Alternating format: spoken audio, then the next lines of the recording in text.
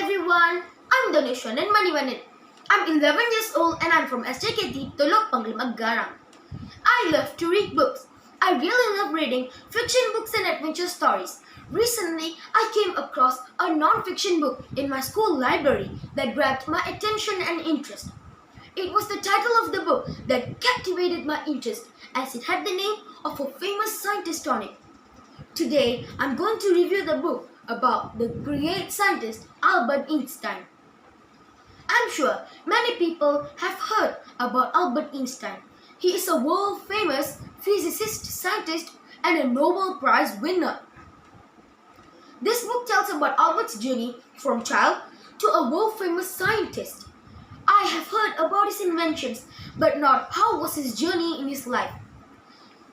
This book is written by Mary Joseph and published by Newton Press in 2005. It is one of the 8 books published in the 8 Great Scientists series. The book contains 31 pages with 8 subtitles. The book starts with the background of Albert Einstein. He was born on March 14, 1879 in Ulm, a small town in Germany. His parents were Hermann and Pauline Einstein. As Albert grew, he seemed to have a problem where he had not started speaking. His mother was very worried. On the other hand, his father thought he was a dull boy without knowing he would be a great genius.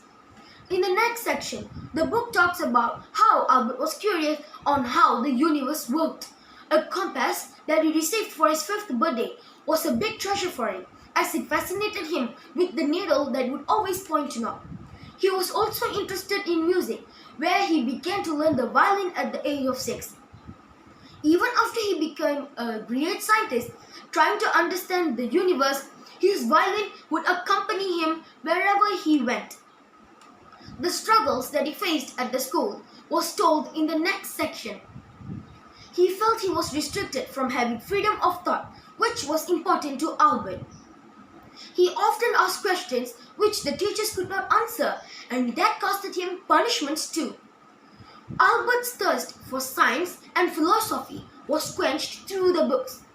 He knew that there was more to learn about space and time and the secrets of the universe. The book also tells the stories about how Albert's uncle, Mr. Jacob, who was an engineer, made him love mathematics. His father also gave him Euclid's book on geometry for one of his birthdays. This book enchanted Albert. At the age of 16, he went to study in Switzerland. There, he became seriously interested in physics. So, he joined the Swiss Federal Institute of Technology in Zurich and got his degree in physics. After a few hurdles, he finally got a job in Swiss Patent Office in Bern, the capital of Switzerland. In his free time, he worked for his PhD. Later, he started teaching at the University of Zurich. I was very interested in the next section of the book, which talks about Albert's approaches in science. Einstein is famous for this theory of relativity. His famous equation, which is E equals to mc squared, which arose from this theory, led to the making of the atom bomb. Albert also proved that time was relative. He received the Nobel Prize in Physics for this theory. The whole world honored Albert Einstein for his knowledge. In the next section, the book talks about how he started a new life in America after a few years. He also used this fame to help those people who were treated unjustly. And he used it to fight for the peace. The last section of the book, which talks about Albert's love for children. He respected them as much as he respected presidents and other important people too. He talked seriously with them, listening to their ideas and discussing the ideas with them. By reading this book, I have learned about life and success.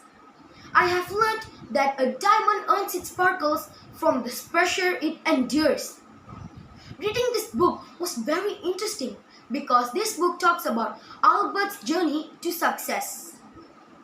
Most importantly, I have also learned that Reading various books helps him to gain and grow his knowledge.